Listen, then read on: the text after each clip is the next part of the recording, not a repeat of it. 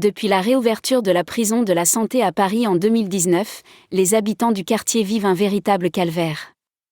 Entre des détenus en semi-liberté, les incivilités, le trafic de drogue et les agressions verbales, leur quotidien est devenu insupportable. En plus de ces nuisances, les riverains sont confrontés à une dévaluation de leurs biens immobiliers et à une impossibilité de vendre leur appartement. Les habitants du quartier ont décidé d'agir en envoyant une lettre au ministre de l'Intérieur.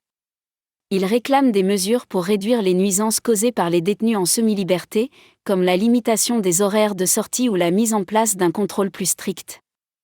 Ils demandent également des actions pour lutter contre les incivilités, le trafic de drogue et les agressions verbales, afin de restaurer un climat de sécurité dans le quartier.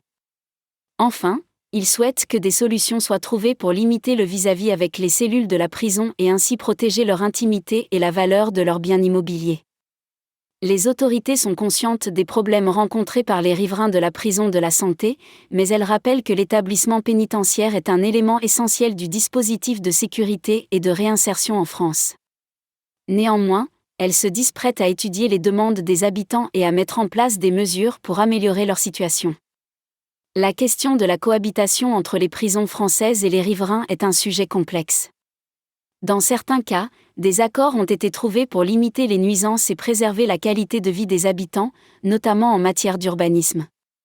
Si aucune mesure n'est prise pour améliorer la situation des riverains de la prison de la Santé, les conséquences pourraient être désastreuses à long terme.